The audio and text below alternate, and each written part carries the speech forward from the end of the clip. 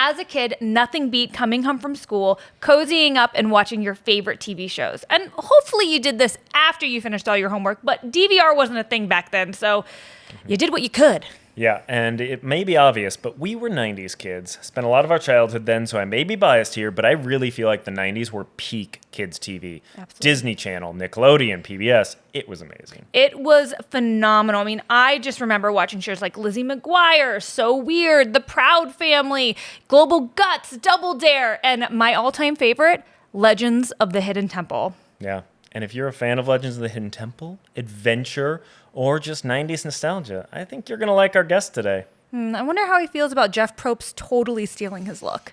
Drama.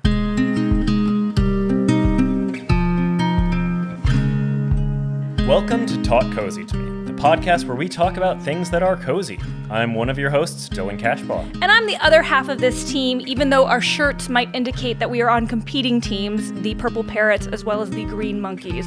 Yeah, we may be the coziest team in podcasting, but today we had to rep our favorite teams from the iconic kids show Legends of the Hidden Temple, because why is that, Keetin? I'm going to try not to fangirl too much, because today's cozy conversation, we have the honor and the privilege to welcome one of the coziest icons from my childhood, the legendary host and actor, Kirk Fogg. Welcome, Kirk. Welcome. Thank you very much. Nice to see you. Nice to see you too. Yes. Olmec. Oh wait, Olmec's not here. Oh, well. Yeah, Oh my gosh. Yeah, do you have contacts with him? Yeah, how do we get him on the pod? That'd be amazing. Exactly. I can make it happen. I made his career happen. I'll just say that right now. So I believe it. I believe it. I imagine there is like just an Olmec statue like just in your garage, like buried back there, that every now and then you'll like, move some things around and he says hi. And well, I guess I'll just start off right off the bat and I'll just show you that I have 10 years of life. Oh my gosh. Yes, that's right. And if you do a good job today, you might get one and go into the temple, but we'll see. Oh my gosh. Well, I have been training my whole life to go into that temple, so I feel ready. Well,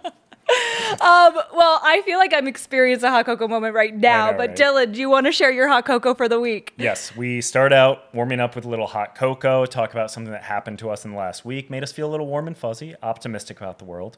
My hot cocoa is very timely in that today we are celebrating something that is one of the dogs that we are watching, not our usual dog, but our bonus dog. It's his birthday today. Yes. And I think it's fun to celebrate a dog's birthday because it's like, you know what? I know I give you a lot of love and attention every day, but you know what? I'm going to do even more of that today. And you feel like, I don't know, I feel like he really notices it. And it makes me happy. I hope it makes him happy too. But my hot cocoa is just the joy of celebrating a dog's birthday. Happy birthday, Eddie Munster. Yep. Happy birthday, Eddie Munster. Eddie Munster. How old is yes. Eddie is, I think, 4 now. 4? Yeah. Wow, he's being such a young big boy. He is. He is. He kind of looks like Scrappy Doo. We'll Yeah. have to throw in a photo of him so people can see. He'll probably jump. Yeah, in the he will frame at jump some through the point. frame. Keetin, what's your hot cocoa? So my hot cocoa is, as I kind of mentioned before, it's happening right now because, like, Kirk, I don't think you understand. I feel like watching you and Legend of the Hidden Temple as a kid truly put me on the trajectory of my career in television. I applied. Wow, I couldn't get on Legends of the Hidden Temple because I was too young at the time, but I applied to get on this show called Endurance. And I ended up getting on Endurance. So it was like teams of 2, boy and girl compete. I was on the green team, hence why the Green Monkeys. And then after Endurance, I got a job on Survivor. So I worked on Survivor, but and I'm a huge history nerd. I'm just a huge like Indiana Jones, any type of legend stuff. And like literally I trace that all back to being obsessed with Legends of the Hidden Temple as a kid. And so I just need to thank you for my career in television because you inspired it. And I'm so honored that you are here today. Wow, that's great. That is so awesome. I just got goosebumps just now myself. Aww. Yeah, I really did. So now do I have to have a hot cocoa? Yeah, what's your hot cocoa? What's something that made you feel warm and fuzzy? I do love hot cocoa. It's probably one of my favorite drinks, so that is that. But let me just go back and dovetail on what you just said because that just gave me cold chills. So I'm going to say that one is current for me because, see, I was such a kid TV junkie growing up. So I was so inspired by people and I was so starstruck by anybody. If I could find, anybody to get an autograph from, which was rare because I didn't live in a town that had a lot of stars going through. But I was starstruck all the time, and I always wanted to be a movie star. That's my whole thing when I was in 5. I wanted to be a movie star, And my mom was a beauty queen, so I was like, and she was very animated and stuff, so I really liked her whole vibe. But yeah, so growing up and just idolizing that, now it feels like it comes full circle, because I thought, and we can get into this later, but it's like, what is my life all about? I mean, it was Legends of the Hidden Temple, very short 3 years, but I really wanted to be like, Chandler from Friends, or something like that. I wanted to have the big career, but I got Legends of the Hidden Temple, which, you know what? At the end of the day, it turns out to be this long living legacy to kids of your age, and now I get to be a part of it, because, I will always be known as the host of Legends of the Hidden Temple when I died tragically at 98, in a parachuting accident, I'm sure. Yeah, parachuting accident, I will or not like parachute. No, I will not do that. Kirk Fogg has his limits. He will not parachute. We know this now. Yep. We will not. I saw a commercial the other day with an old lady. It was a commercial. She was jumping out of a plane, and I was like, and I just said my thought goes, no, I don't think I'll do that. I really don't do that. It's good to know these things. I agree. I will never jump out of a plane. I will never. I'm ready. No, there's no reason to.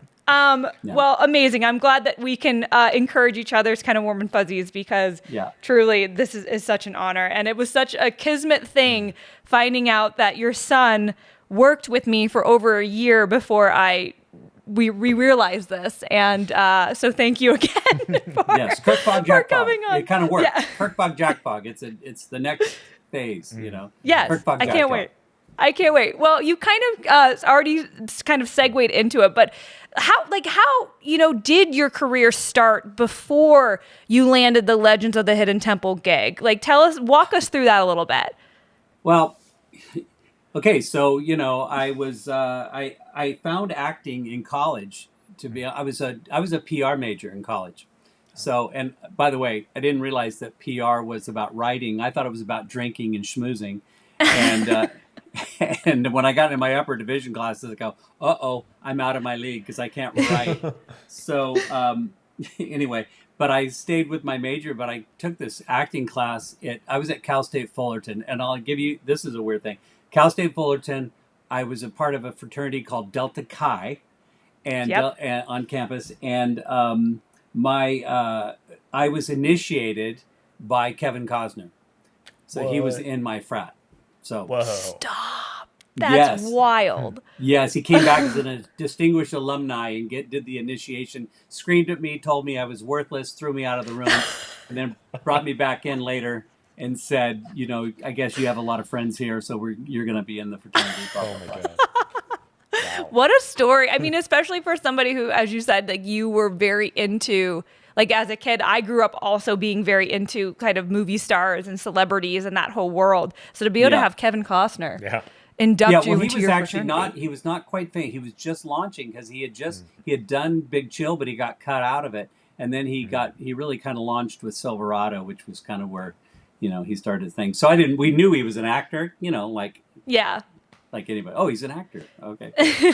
Yeah. Anyway, so I took an acting for non-majors at Fullerton, and boy, I got thrown into the fire because I got cast in a couple of one acts. Oddly, I just got cast, and I was like, wow, they cast me. I didn't really know how to act, and one of the plays was about an actor who was getting fired from a play, and I was struggling trying to figure out how to do this acting. So I was actually kind of reenacting the character who was getting ready to be fired from this play because he couldn't act.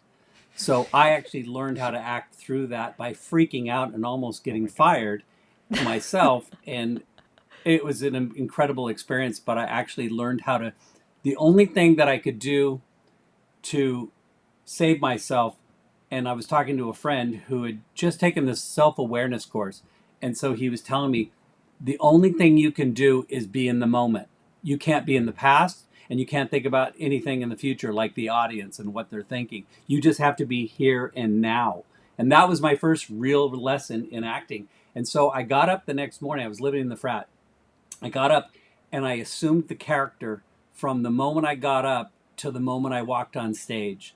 And I Method. went to classes as that character and shared. I probably even raised my hand as the character. And then I showed up and I knew that the work was right because when I walked on stage, the first thing I do is I knock on the door.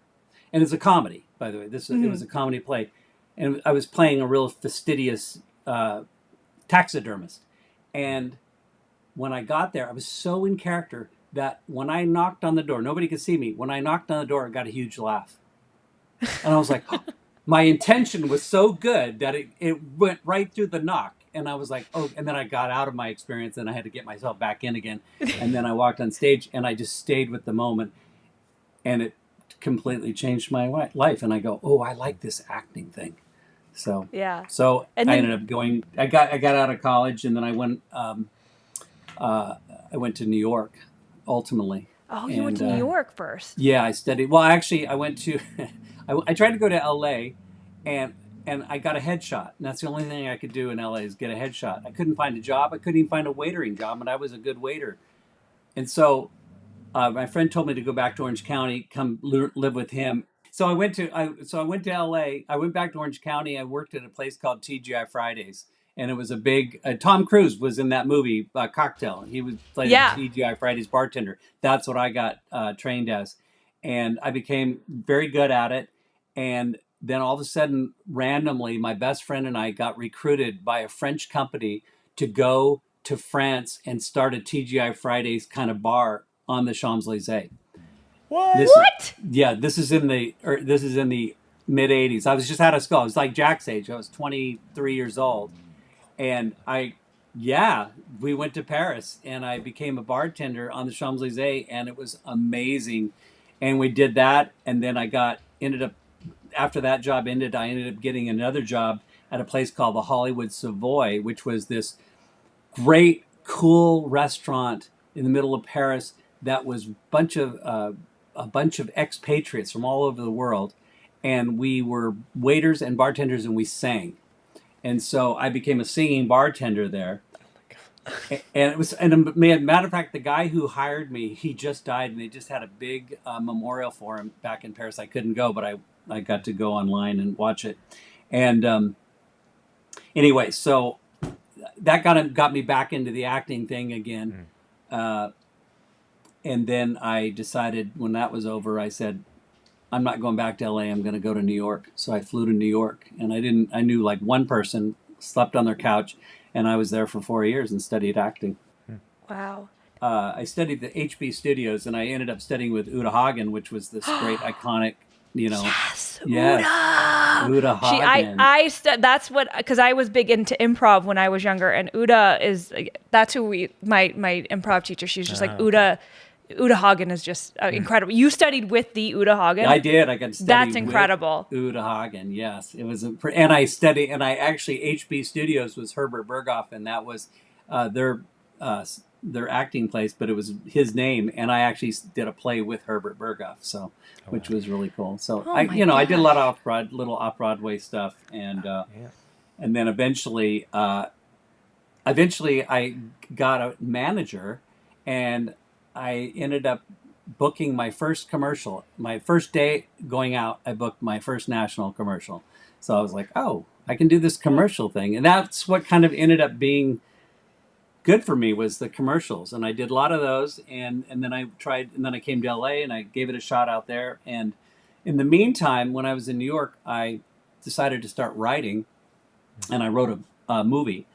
And I worked on it. And when I came to LA, I met some people, and they turned me on to this fellowship. And I ended up getting this fellowship at Steven Spielberg at Amblin.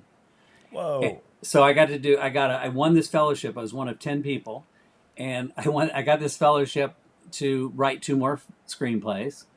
And so this is getting close now to the Legends of the Hidden Temple. So, This has been a journey. When things get hot, right? So I'm like, Yeah. okay, I've got commercials. I've got like 7 national commercials on TV. I've got this Steven Spielberg, because I really want to be a director, right? That's what I really want to be, and shoot and make films. And then I ended up getting this random call from the they used to have a thing called Players Directory where you paid like $50 to put your picture in this directory and never get anything for it. You know, you just pay your $50 and you never get called. I got called, and it was for a show called Legends of the Hidden Temple. And they were actually auditioning on the Universal lot. So I was like, oh, great. So I went there and auditioned, and I didn't know what it was, but all it was a camera, and they called, this is a temple run. And you're going to be the host, and you end up describing this guy going through this temple, Johnny, you know, who's going with the pendant. I have no idea what we're doing. But what I did was, the only thing I could think of was my brother and I used to do reenactment of football games all the time. So we'd always go, you know, he got the ball 30, 35-yard, breaks another tackle, jumps over the other guy. Oh, my God, he's going to go all the way. So I used that football guy and did Johnny going through the temple. He got it all. And they booked me.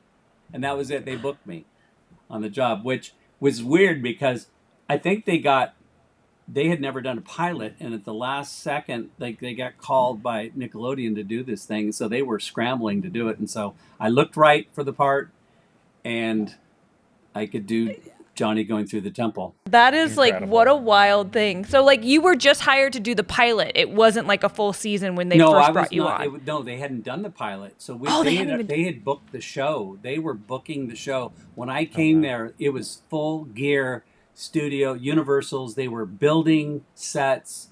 They were everything. And then I came in, and then it was the most bizarre. So I'd never been in TV. You know, I'd done commercials, you know, and you film commercials and all that, and that was fine. Like little miniature movies. But now I'm on a 3-camera set. Yeah. But they're scrambling to get this thing off the ground. They've got to do a moat. They've got to do this question and answer thing. They've got to do a temple games. And then they got this ginormous temple. And then they got this thing called Olmec. And then, you know, so they're trying to figure this thing out. And they gave me the script. Like, it didn't mean anything to me. It was like, I have no idea what this is. And they weren't paying attention to me because they were so buried in trying to get this thing up. And I was a host who had never hosted before. And that was another, you know, I learned by living I go into the fire. That's how I learn. I swear to God, everything has to be difficult. And I think it was my football upbringing. I was always good in the fourth quarter. So I'm a very big fourth quarter guy. You know, when the chips are down, you know, and you got only 2 minutes left to go on the clock. You like the pressure, like it's like that, like I'm the same way. I do so much better if my back's against the wall. I'm like, okay, cool. Yeah, every job that I ever had, like the TGI Fridays, I was almost fired, and then all of a sudden I turned it around and become like number one. You know, and I go and I almost, you know, it's just everything's like that. And I go, why do I have to go through that experience? But I do this, I jump into this game show and we're rehearsing. I'm horrible. I don't know how to do this. They have teleprompter. They have all these games, you know, and they're not giving me much help. And I'm having to kind of figure out what the show means and how to do it, and then how to say the words in between my scripted stuff. It was so difficult, and I almost got fired. They almost fired me. It was also so wild to me because like we were watching the first of the other older episodes, and you had like a stick mic. They didn't even like lav you. You're like on like a hand mic like this, at always. Least in the early episode. And like no, I was had just them like, always. I always. Oh, had you them. did? Okay. You always had that, and I was just like, that's so interesting because like I'm like, you know, I think you guys were almost a precursor to like Global Guts and stuff, where they had the little like Britney Spears like side microphone when they were doing kind of the play-by-play or something. Right. But I guess in Double Dare, he also had the hand mic, I guess. Yeah, they were big on hand mics. They really had a lot of hand. They had a lot of hand mics. But they always taught me, you know, I learned how to keep the hand, you know, like this is like this spot right here for the mic. But you guys know, I mean, you're in TV, and it's like, if you've never done it before, what they did was finally they were saying you suck, you know, basically it was kind of the note, the feeling, the vibe was you suck, and I'm like, yeah, I do, I suck, what do I do? And they go, here, they gave me 11 videotapes of a show they had previously done with a guy about my age, and he was really good. His name was Jed Roth, or something like that. And they gave me a hit. And I went back to my residence hotel, the Marriott, and I sat there and watched him for, all these tapes, and just watched and watched and watched. And I go, I get it. I get it. Okay, I see that. And I came back in and I was like, no, you got to just be positive and just keep going, and and don't stop, and all this kind of stuff. And then the next day they go, you're better. You're better. I'm like, oh, okay, thanks. And then after the first year, and you'll know the first year because I'm in shorts. So, and then I begged them to get me out of the shorts. I'm like, I felt vulnerable in the shorts. I didn't like the shorts. Put me in jeans, Make me more Indiana Jones or something, Yeah. So they put me in jeans, and then they threatened to fire me after the first season. They brought me into LA, and they basically said, so Nickelodeon is leaving it up to us whether or not we're going to hire you back or not. And I'm supposed to be horrified, right? I'm supposed to be terrified sitting in the office, and I wasn't. I was like, oh, okay. Well, you guys can fire me. It doesn't matter. That was really super hard and not enjoyable for me. So if you need to, and I'm not making a ton of money, so you're not like, oh no, I'm going to lose all this money. So I'm like, I go, you know what? You got to do what you got to do. But if you do bring me back, and I had a list of like 20 things that I thought we should do to make me better at this. And they sort of blew me off a little bit, but they brought me back. And then they brought this what they really did, which really made the difference, is they brought this MTV cool editor or director in. And he ends up going off and doing like the Emmys and Academy Awards. He's really good. His name was, I forget his name, but I will remember his name in a second. But he brought him in, and I came up to him right on that first day in the second season. I go, hey, I know you've heard a lot of bad things about me, but I think this, and that. And he looks at me and he goes, oh, we're going to have a great year. And we did. We ended up winning awesome. Best Game Show that year. So it turned out all right. Wait, I need to rewind just a moment. I could be wrong here. You said you watched a tape of someone else hosting to learn about it. J.D. Roth. Wait, J.D. Roth?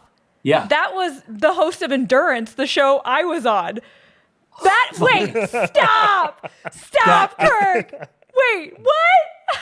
That is crazy. That's so, because he hosted Zoo Venture, and I remember they did like a live mall tours of Zoo Venture, and I went to it because I was obsessed with, like, again, Legend of the Hidden Temple, Zoo Venture, anything that was an adventure-esque type game show I was obsessed with.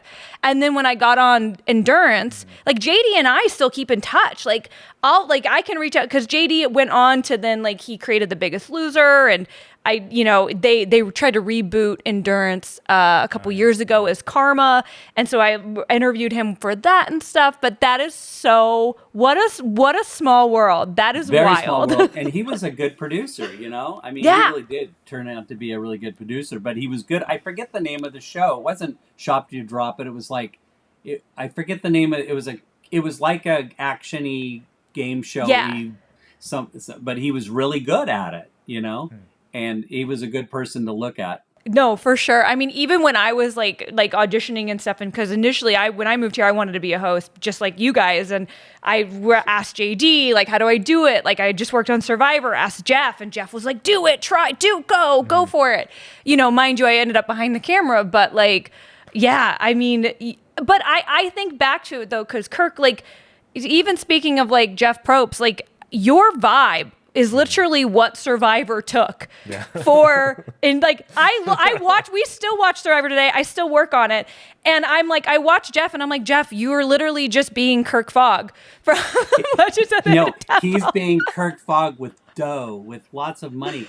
I mean, it really was. He was Legends with money, I mean, it was like, that was the story of my life, right? That was like, that's the job that I want. And honestly, if we weren't with Nickelodeon, if this show would have been on CBS Morning or something like that, we would have, and one of the producers said that we would be on air for like 20 years. But Nickelodeon was so 3 and done kind of programming, which actually came back to haunt them later. But they should have kept that one for 10 years, 15 years. See, and it's wild to me to like Legends of the Hidden Temple was 3 seasons, but in my memory, it was just like the biggest show as a kid. Your that, entire like, childhood. was always on, that I always, like, it was so much more significant than Just that. 3 years. Like, Yeah. I never watched Endurance or Zoo Venture. I watched Legends of the Hidden Temple. Like, that was the show. So it has this incredible legacy. I mean, I guess, like, going back to those early days, did you have any sense then that you were going to have this legacy, or was it like, oh No, we're just because look, did I go home and hang out with children? No. I mean, I was not married, you know. And so I'm back in living my 30s life, you know. And I knew nothing about this thing. I wasn't watching Nickelodeon. I didn't have, you know, I had cable, but who was watching Nickelodeon? I'm not a kid, right? Yeah. So, but I'm hearing that we got brought back again. So, oh, they like it. Oh, okay, good.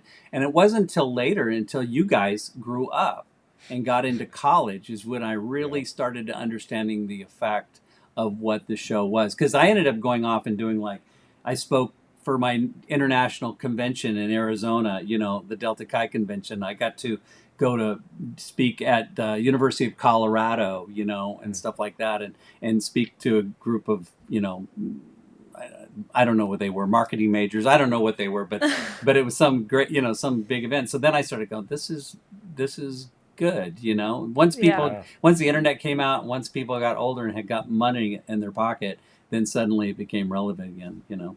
Or more relevant. You do have kids now, but they're not as old as we are. But what do your kids kind of think about it?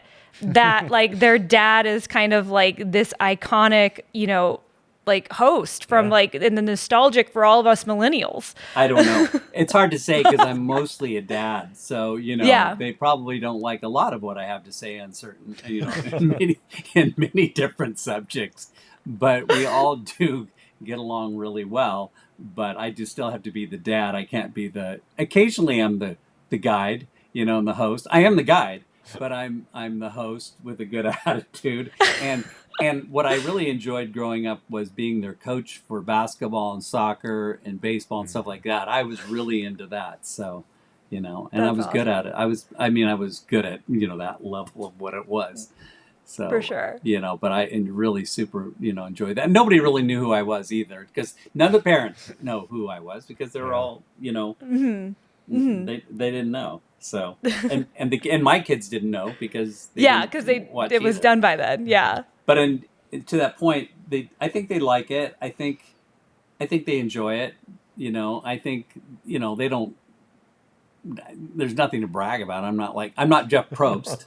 So, you know, I'm sorry that like I lost my damn mind when like Jack. I probably embarrassed him so much because I was like, that's so funny. yeah, no, it's maybe he watched a bunch of tapes of me doing Legends of the Hidden Temple. No. I mean, probably. You're gonna have to sit down with him and make him watch some of it so he can appreciate how awesome his dad is. So I know you were only there for 3 years because it was only 3 seasons. And you said that second year you brought in a list of things how to make you better. How much did you start to get involved with kind of the behind the scenes stuff? Because you are such a creative guy. You are somebody who probably like, it did feel like you brought so much of yourself into that show. Like, did you start working more with the producers as the seasons went on? Or were you just kind of like show up to set, host, and then that was it?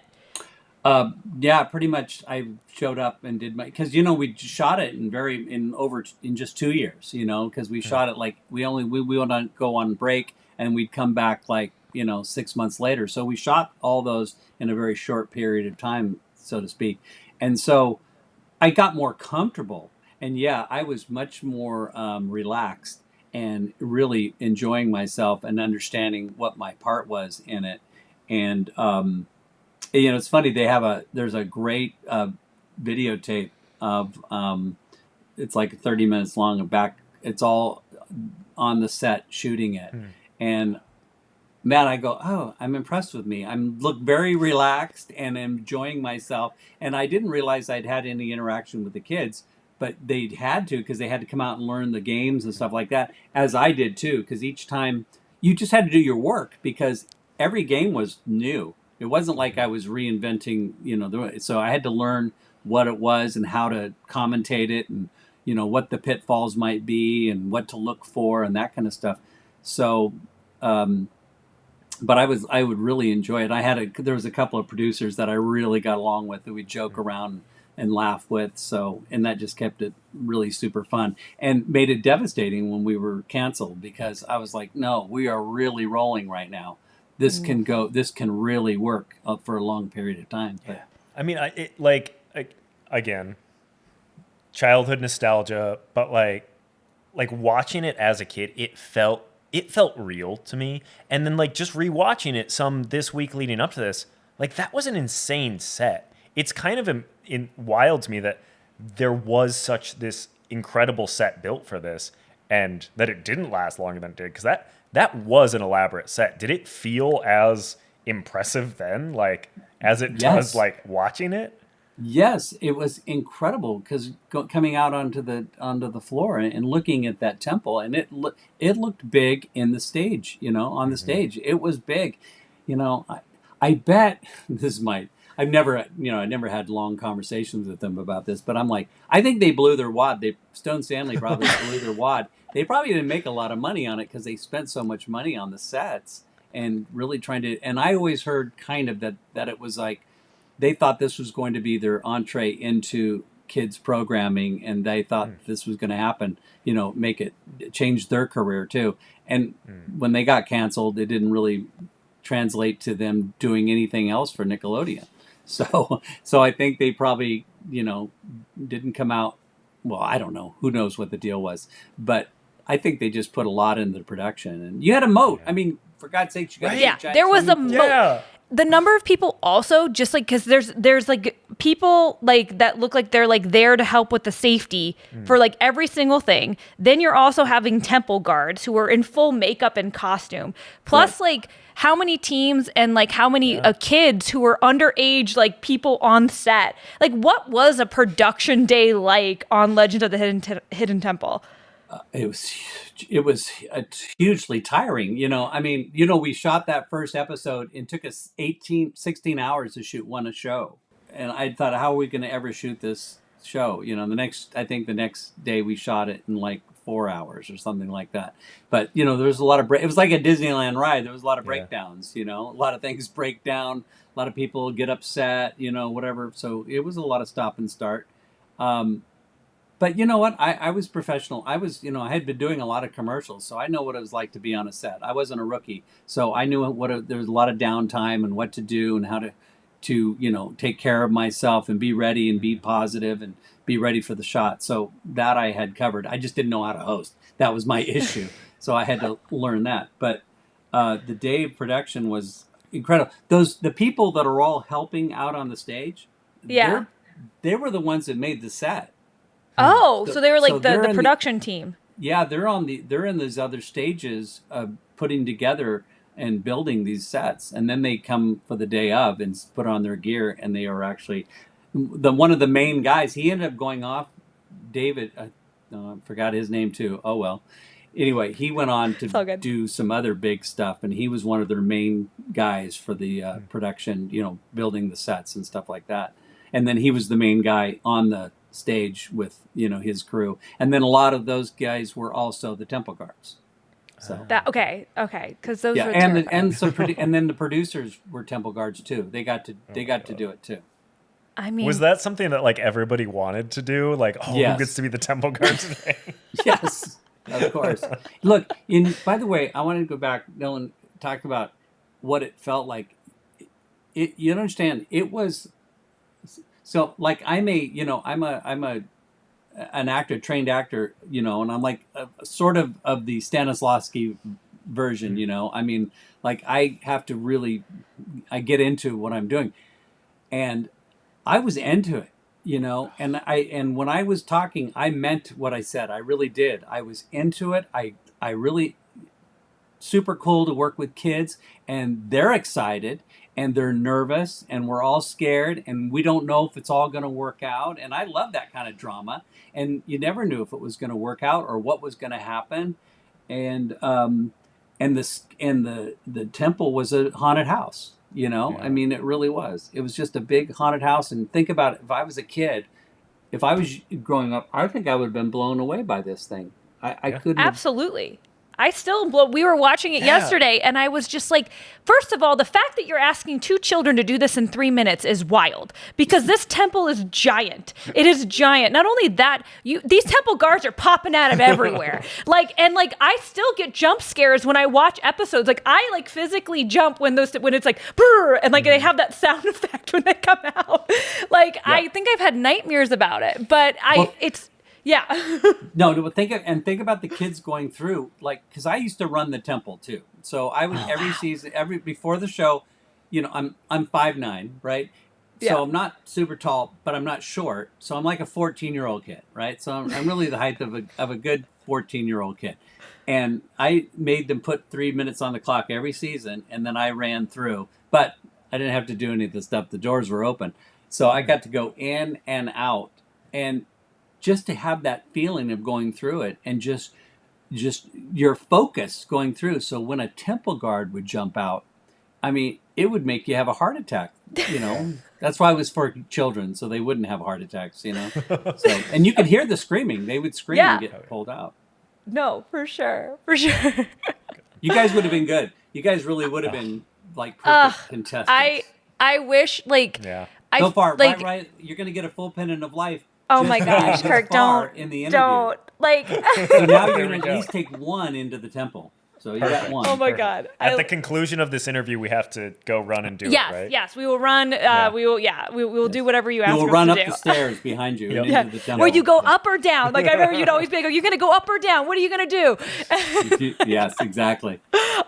So what, obviously there's so many memories, but this was such a short amount of time. Do you have like your favorite memory or your favorite story to tell about your time as the host of Legends of the Hidden Temple? Sorry, big question. I know that is a big question. Well, I kind of go, and maybe it's not so, maybe I'll think of a better one, but probably, you know, like anything, like for me, like, okay, I'm a TGI Fridays bartender, right? And it's just not working. I can't throw the ball. I can't do, it's just not, And then I remember one day, all of a sudden something clicked and it just happened. And suddenly I could pour, and I knew what I was doing, and I didn't think about it anymore. I was out of my head. Well, like everything, when I get to that fourth quarter, it was the Legends of the Hidden Temple when I knew that I knew what I was doing, and that's when it made me feel good. That's why, looking back at those tapes, it was the 3rd season, and I was relaxed, and I go, yeah, I could really do this. I could really do this for a long time if we could. So I felt really good and so positive about the whole thing. So that's one of them, I guess. Yeah, I think that would probably be the big thing. I guess by the time the 3rd season came along, like when the kids showed up, did they have that like just excitement to be there? Like I'm sure like season 1 it was a little bit more scared, but by season 3 or something, where they just people were fans at this point. They knew this show versus being thrown into something they didn't know. Exactly. Well, I mean, okay, you know, first of all, we didn't really interact with the kids, so like I didn't really see them until they come out. If they'd gotten past the moat, and then I would see, it would really be after the steps of knowledge. Then they would be there for the rest of the day because they're doing the temple games, which then take a long time to set up the temple games. So that's when I would get to know them a little bit more. Nothing up until that point, and they're always brought back to the green room, sequestered from everybody, except when we got to rehearse together. But I found they were hilarious. They were super fun to hang out, and I like the older ones. The younger ones were cool.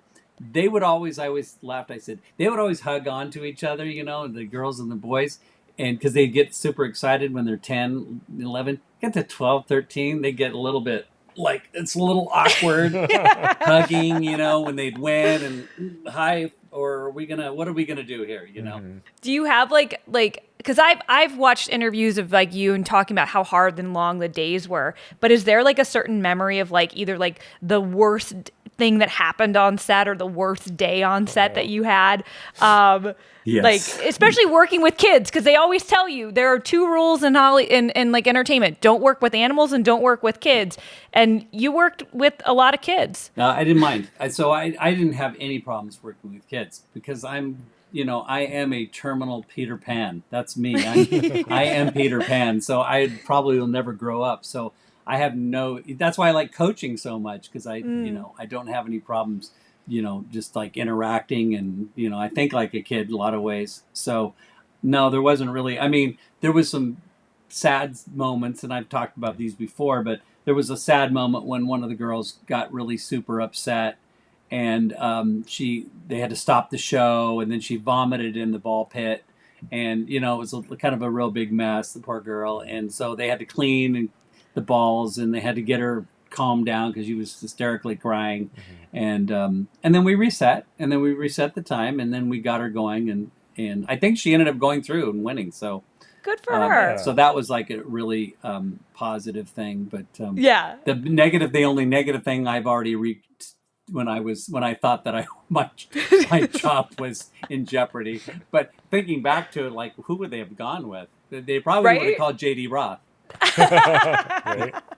I would. Or maybe Jeff Probst was auditioning at that. No, I don't know if he was at that time. Yeah. Because he did like some Jeopardy game before he did Survivor. But I thought he was on MTV. he did. I don't know. But anyways, what team, Kirk? What team would you have been on? Like, did you have a bias to a certain, like, whether it was the Red Jaguars, the Green Monkeys, Purple Parrots, Silver Snakes, Blue Barracudas? Who is your kind of your team? Sophie's Choice, I know. Yeah, it really is Sophie's Choice. You're right. I don't really have. I always kind of say my go-to is I sort of appreciated the Silver Snakes because their shirts were always dirty. Like by the end of the day, they're dirty. The stains didn't show up on the gold and the purple, but on the silver and the gray, they'd like pizza stains, and they looked a little more blue collar to me, and they were a little bit down and dirty. So I was like, yeah, Silver Snakes. They always seem to kind of pull it out at the last second a little bit, but. Oh, that's great. For sure. We were watching it and we were like, the Purple Parrots were getting through every damn time. I was like, do the Purple Parrots get like some type of like, like advantage? I don't know. I don't know. Well, the green and the blue look good on actually everybody looked, to be honest with you, all the colors worked except for the Silver Snakes. Yeah, because you couldn't even see it. Out. Yeah. No, for sure. So obviously Legends of the Hidden Temple ends in like 1993, right? Or did it? Yeah. Now, in 2016, it started in 93. It ended in 95. And then 95. So then cut to... You know that it debuted on 9/11? Yes, I saw that. I was like, oh, man. But like 93, though. Really, yeah. Yeah, so very, very early on. The good 9/11. Yeah. Oh, God. But then in like 2016... they call you up and then they're like, hey, we want to do this scripted movie about Legends of the Hidden Temple. What was like that? How did you feel when that all of a sudden came back across your desk and into your life? Yeah. Wow. It was a weird call because it came from my agent, and they said, hey, we got a phone call. They're wanted to talk to you see if you're interested in making a movie of Legends of the Hidden Temple. I never really thought of it as a movie. And I thought, to be honest with you, oh God, this could really be bad. And I was like, well, you can send me a script, And so, I guess, right? So they sent me a script and I read it and I go, oh, well, this isn't bad. This is pretty good. I actually kind of like it. And so I agreed to it. And it was done by a really good director, and they made this amazing setup in Vancouver. And I was wondering where they shot it. Yeah, it was so cool. It was great to go up there and shoot. I only had like one small scene in there, but I was mostly there for the rollout of the movie and about all that kind of stuff. We shot kind of the trailer kind of thing, and they wanted my reaction, social media, and all that kind of stuff. So it was super fun. And then we shot my stuff in Pasadena at this park in Pasadena with this lake. So, but wow, I thought it was good.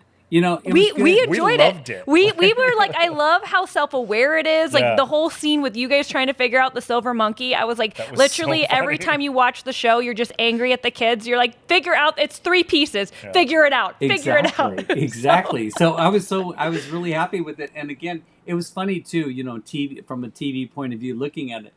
The only problem they had with it, with the movie, is it did all right. It did okay. But the problem is they were trying to sell it. It was so weird. Again, they found themselves in a tough predicament, and they found themselves later in another predicament.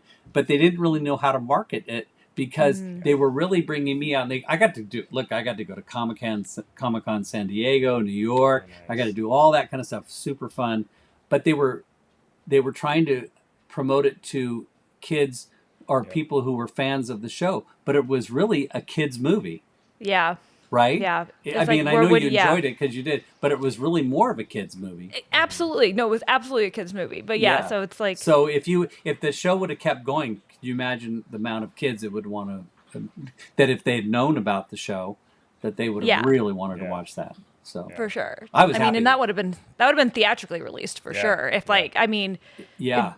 it's wild to me but it was so fun, and it was so just like self-aware and just like it felt like it was made by fans. Yeah, it felt like the people who made it were like loved this show as a kid and like wanted to honor it. The director was so fun. cool too, and he was so much fun, and he has gone on to direct so much stuff, and but he was super big fan of it, and the writer was a big fan of, obviously he was a big fan of it. So it was nothing but it was good, and it was done well, and the production value was really good. So yeah, I was happy. I was like, you haven't asked this. I'm like, you're just letting me totally fangirl during this interview, and I love it. I appreciate you. It. He's just like looking at I'm like, are you gonna Sometimes like you don't know who, as a team, you don't know which one's gonna do all the work. You never know. You just don't know. Yep. Oh my gosh. It was an odd mix of brains versus brawn, and and sometimes the guy could just stand there and the girl goes in and out without, and he doesn't have to do anything. But he might have done something in the Temple games that really got them there. So my favorite were the steps of knowledge, though, because I feel like there were times when just the guy or one of them would just be like, I don't know, and the other would be like, and just know all the answers. And it was exactly. It just was a weird. It was a weird thing. So you would have some Tarzan guy who couldn't do anything, but the girl would carry him through all the heavy, do a lot of the heavy lifting. But then it came to the Temple game, and suddenly he's like, "Hey, I got this." And he could do it. I guess, do we want to get into the adult series? Yeah. The remake. Good I'm Lord. so here. I'm gonna be full disclosure, Kirk. We auditioned for it because I saw it and I was like, I never got a chance to audition for this as a kid, so I made him. We weren't even married yet. Were we married? I don't think we were married yet. Wasn't this in 2020 or something? It came out in 2021, but I was like, we have to audition for this. We didn't get it, but also at the time, I used to just Why didn't you get it? That's my question. I agree. I completely agree with you. We didn't get it. But the other thing that I almost did, because I was testing challenges at that point for The Floor is Lava, and it was the same challenge producers, and they had asked us if we would come and test Legends of the Hidden Temple games before the contestants did it. And I wanted to do it, but I think I was busy that day, so I couldn't go and do it. That's so funny. Yeah, I know were you involved with that one at all, or can we say that's why it didn't work? Okay, I have my first thing, COVID. Okay, so yes, it was a COVID production. So yes, there was your first problem right there. Yes. COVID. Second of all, they shot it outdoors.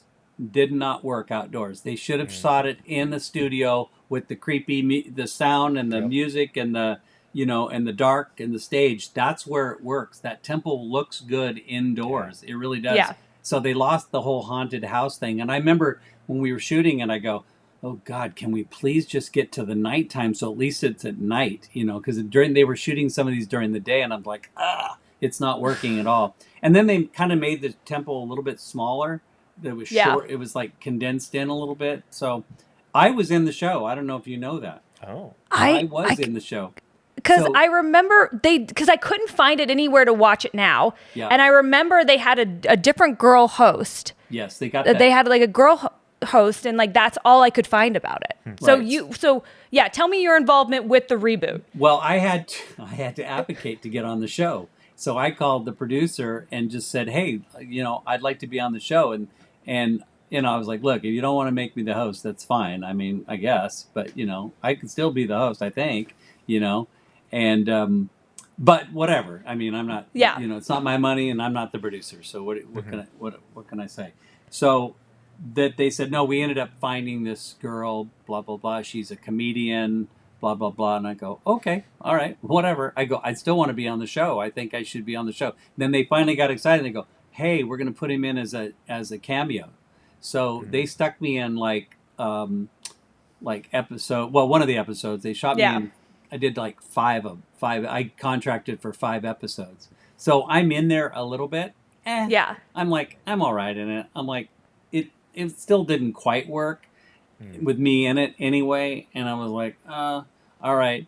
And then, so my feeling about the show is, okay, they shot it outdoors. I didn't really like much of the show at all. I didn't like the casting at all. Well, so I thought the casting was a little off. And clearly, if we weren't on it. Clearly. If we weren't on it. Yeah. Clearly. Actually, the best contestant they got were 2 guys who were the previous contestants on the show. Oh, and that they is brought cool. them in. That's really cool. And they were hilarious. And by the way, they didn't even use my episode as the opening episode. They buried me until episode 6. And I'm like, and by that, the ratings were going shoot down the drain. So it was like, if you brought me in, wouldn't you wanted it to be on the top? It was a good show. It was a good, and he was on it. Those 2 guys were on it, and they were funny as hell on the show. They were the best thing about the show. Now looking back at it, oh my God, I'm so glad I wasn't the host of that show because it wasn't good for her.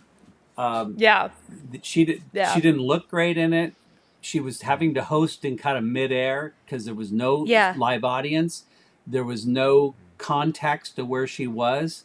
So I thought, man, she's probably feeling like I did in that first season, going, what am I doing? How am I supposed to act? Like, what, I can't really root for him. It felt really odd. And it just didn't work. The show didn't work. Yeah.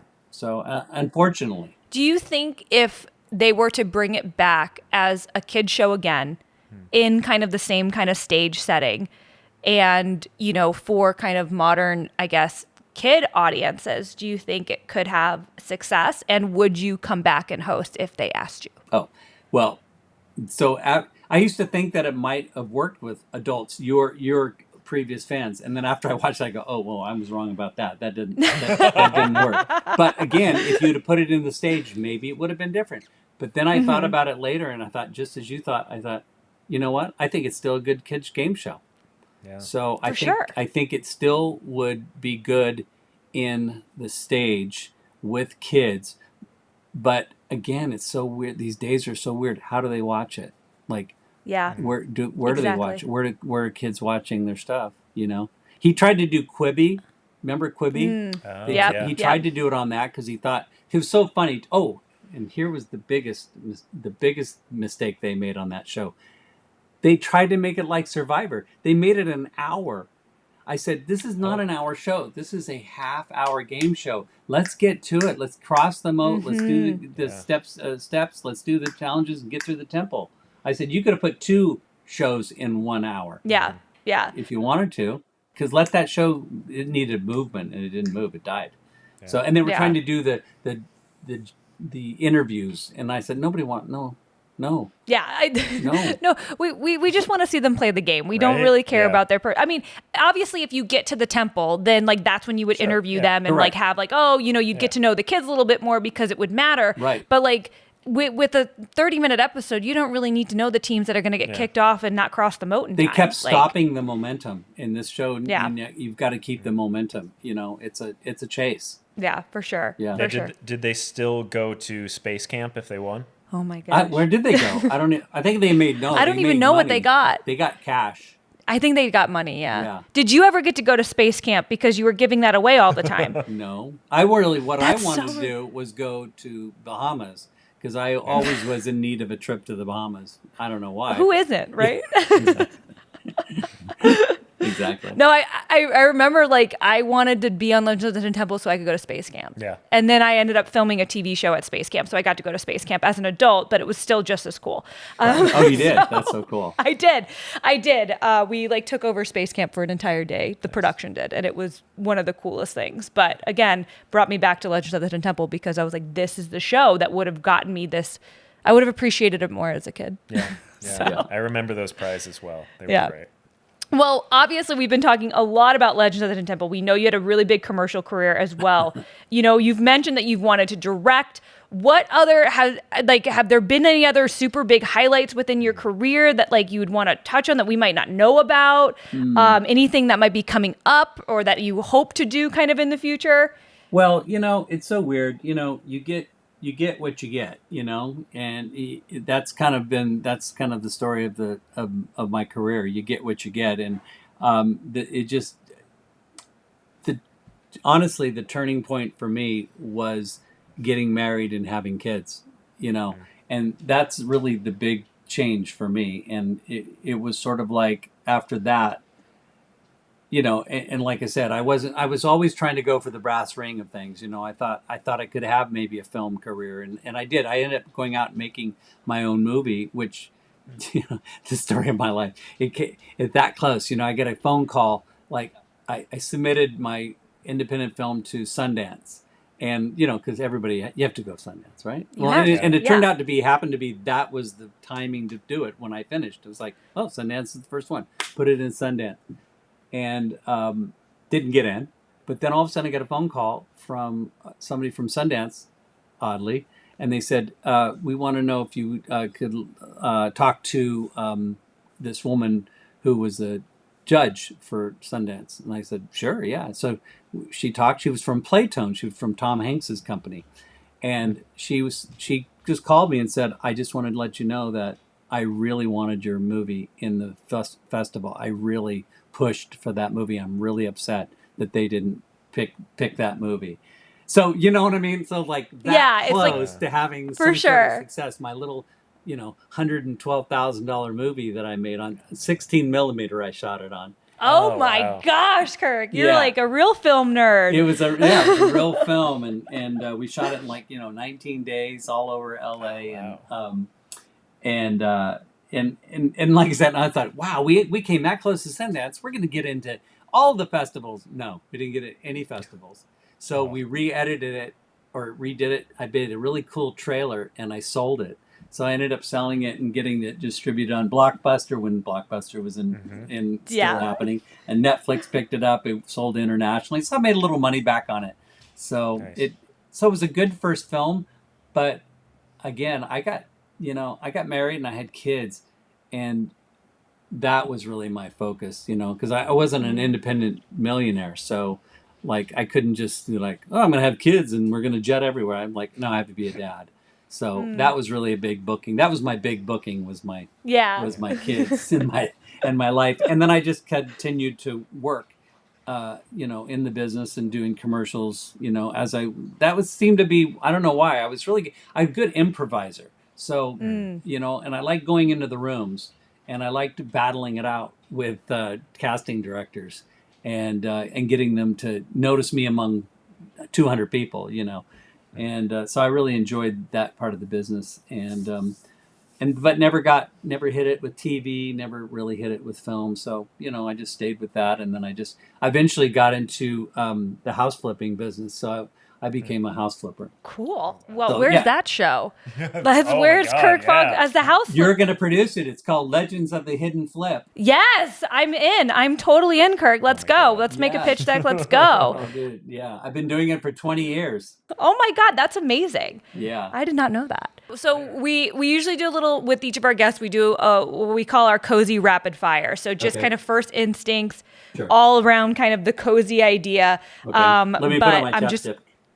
Put on your chapstick, get ready. We have 10 cozy rapid fire questions before we kind of wrap it up. But here we go. Okay. Coziest candle scent. Vanilla. Coziest family tradition. Christmas. Coziest TV show. Gosh, I'm going to go way back on this one. You know, Andy Griffith's Show. Oh, That's a nice. good one. Yeah. Coziest movie. Jeez. Okay, I'm just going to say something. I'm going to think of a million. How green is my valley? Oh. That's a good Watch one. that That's a good movie. one. Watch that movie. Coziest place to visit. Carmel, California. Yeah. We went there for our 1 year anniversary. 1 year. Yeah. So I agree. It's a great place. I got engaged there. Oh, nice. How did you propose to your wife? Oh, we're stopping the rapid fire. How did you propose to your wife?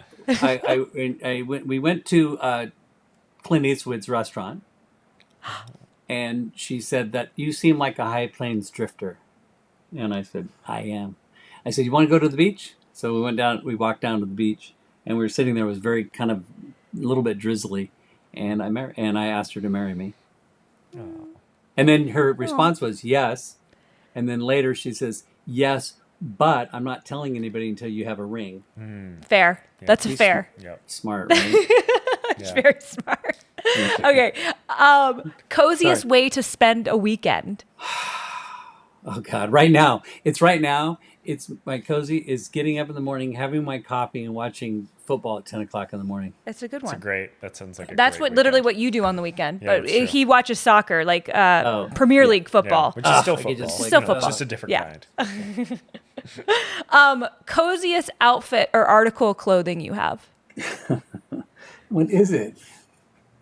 It's when it gets really cold. I have these really great pants that are lined with. They're like winter pants. They're lined with this like fur inside, and they're super comfy, and they're super stretchy. So they're pants that kind of look hip, but they're stretchy, and they've got like a felty, like comfy, cozy thing inside.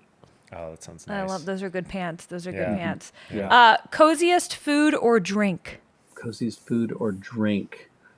Coziest food. Oh, I know what this is. Probably lasagna. Yeah. I love that. Yeah. Coziest kid show in your opinion. Legends of the Hidden Temple. Come on. Heck Let's get yeah. Of course. Come on. Right? That was a no-brainer. Right? And then coziest Legends of the Hidden Temple memory. Going to my brother's house on his birthday for his little kid, and I jump and I go into the jumpy. They had one of these jumpies in their backyard, and this is when the show was starting to roll, but nobody really knew me. But we're in there, and I said, "Oh, I want to get in the jumpy," and I'm with these little kids, and we're jumping up and down in the jumpy, and all of a sudden, someone recognizes me while they're jumping in the jumpy, and all of a sudden, they all start freaking out in the jumpy, and it was a great moment. Oh, that's cool. I would have been one of those kids that freaked Oh, out in the yeah. jumpy. Yeah. I Yeah. would have lost my damn mind. Why is this host jumping in this jumpy? Am I so weird. imagining this? What? Like, is this like the guide, our temple guide is Right? in here Yeah. with us? This is amazing. I mean, Dylan, any final things? Yeah. no, I guess just before we end, like anything that you want to share or plug or anything like that? No, I am going to. I'm going to I started doing those Comic Cons or those conventions. Yes. Yeah, so I just went to a con a few months ago in Florida, and I got to go with Mike O'Malley. He was great. He's really a great talent, and he's a super great host. And we had a hell of a lot of fun. And then I got asked again to go, so I'm going to Minneapolis. That's where I'm going Oh, nice. to go do another con. So those are kind of fun. Yeah. Wait, when is that one? When gonna is that be? con? It's in November. It's Okay. in Minneapolis. Nice. I don't know the name of it, but I'm bringing these because these were a huge hit at the Florida one. I am bringing the Pendant of Life, Yeah. and I'm signing the Amazing. pendant. I'm signing the pendant. Oh of That's my so cool. gosh, that's so cool. Life. Yes, because these things are. I mean, it's a real deal. It's like real. You know, it's wood, Yeah. and it's got with your guide Kirk Fogg down on the bottom. Stop. Dude. So, all right, I'm just going to take a moment and like pitch something here for a moment. Yeah. You know how there's those like game escape room kind of places that you can go nowadays. They in should make a cities. Legends of the Hidden Temple Why one. don't they make a Legends of the Hidden Temple one And of hire those? Kirk to do all like the Yes. intro videos and outro Oh my videos. God, So that would be anytime you get to amazing. a certain room, Kirk pops up and he's like, Every "You've made millennial it would this want to room." do that. I know. You could do it all over the country because everybody would come to those to do those. And it wouldn't be that hard of a would it be that hard of a build? No, I don't think it would be at all. Kirk, we need to talk. We're Okay. gonna I don't know who owns the rights to Legends of the Hidden Temple, but this is where I'm gonna invest all our first house money. Why would we need a house when we could have the temple? We could have the temple. This is a flawless business plan. I love Yes, it. it We can really make is. the house flipping show. We do the escape room. We can bring it back with the kids. Like, the whole thing. Yeah. I'm in. I love it. Yes. Wait, I just have a quick question because you showed me the medallions. Yeah. Do you have any other props from yeah. Legends of the Hidden Temple like that you've gotten to keep? The only one that I got to keep. This is actually one from the show that we had. It was a Legends of the Hidden Temple Cup. Stone Stanley. That's you're going to talk to is David Stone. And Okay, David. yeah, David. But that's one of them. This is from the movie because they had like a gift shop in the for the movie. yeah. Oh my God. And so I brought that home, and then what else? And I got no, that's it. This is like when they canceled the show, I was in LA, so there wasn't a big grab. Yeah. Who would have known, right? Ugh, Who would that's have too known? I did go to a Legends of the Hidden Temple themed birthday party one time, really? and they built an Olmec. Yeah. Wow. Yeah, I was a red jaguar, and we did win. Oh, wow. We I'm did, not but it was surprised. it was a scavenger hunt all over the city. So it was like we were in college and stuff. And again, your legend goes far, Kirk. Your legend goes very Yeah, far. I know. Well, I have my nephew, my 6'6" nephew, who has gone to Halloween costumes like me, Yeah. Halloween parties like me, 6'6" Oh my God. the version. Well, your son looks just like you. I feel like that would be a great costume for him as well. Exactly. Just get a bunch of other people on staff to get a bunch of these shirts, and we all just that's a follow great Jack idea. around with our yellow helmets on. He would, if I Yeah. got, And a he would mouthpiece. get so mad if I You got to did. put it in your mouthpiece. Yes, absolutely the mouthpiece. Where can we follow you on social media and stuff to kind of keep up with what is going on with Kirk? Oh, you can do it on. I'm on Instagram, so I'm at Kirk Fogg, and I'm on YouTube too. I've done a few little video stuff like that, but I'm also on Cameo, which I really like because I put together. I usually do it a little bit like the show, so I get them. I make the legend. They're the legend. So because the contestants really were the legends, not the legend of what the object was. It was the kids who were the legends. Ugh. So I make you a legend. So in Cameo, I make you a legend. So that's good. So. Amazing. And then I always finish the Cameo with, well, it's been great seeing you. We got to go now. We'll see you again for another great Legend of the Hidden Temple. Bye-bye. Oh my Kirk Fogg, everybody. Beautiful. Thank you so much. Thank you. Keep waving. They're always saying keep waving. The credits are Don't rolling. Keep stop. waving. Don't stop. Don't stop. Don't stop. That was surreal. I cannot believe one that Kirk Fogg and I have so many random connections, but two that he just talked to us for over an hour and amazing. I mean, I know you've interviewed some cool people. I've interviewed some cool people, but not as many as you. But that was the coolest interview I've ever been a part of. I don't think I've ever just nerded out so much. I feel like you were getting a little starstruck I was a little there. starstruck Yeah, you were. by I was him. like, I'm buddy, sorry. you gonna ask a question over here? I was just really, really nervous because it was freaking Kirk Fogg. That's Kirk Fogg. That was It so was cool. Kirk Fogg. Dude, I loved Legends of the Hidden Temple truly was one of the shows of my childhood. Truly. As Kirk said, definitely the coziest kid show. Yeah. So if you haven't seen it, you can watch it on YouTube. You guys Yep. check it out. It's so good. And where can they watch the movie? Oh. The 2016 movie that is actually genuinely, if you are a millennial and you grew up watching Legends of the Hidden Temple, watch the 2016 movie. Yes, it's a delight. It's only an hour, and because it was a made-for-TV Yep. movie, but it gives you the warm and fuzzies that DComs used to give you. Yeah. That's there. It's so self-aware. The kid actors are actually really good. Yeah. And Kirk obviously is great. Yeah. We don't remember what we saw it on, but we'll probably add a graphic like somewhere around here that says what it's on. Which is why you should watch us on YouTube. Oh, yeah. You should Versus totally just watch us listening on to YouTube. audio, because you get to see wonderful visuals. But also, we're drinking some tea today. Yes, we are. We are drinking a tea that also reminded us of our childhood that is called Show Don't Tell Yes. from Cliché Teas. And it is a chamomile tea with lemon, orange peel, and elderflower. What did you think of the tea, Keith? I'm going to take a big ol' sip of it here.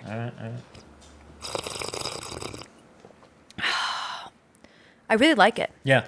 It's very refreshing. It actually, mine's a little cold because we talked with Kirk for so long, and I'm did. not even mad about it because I would almost love this as an iced tea I know, as well. honestly, like this could be a really good tea for like a summer day or Yeah, something. it's a great, great tea. I know it's November now, but you know, next summer, great Show, tea. don't Great tell. tea. Yeah.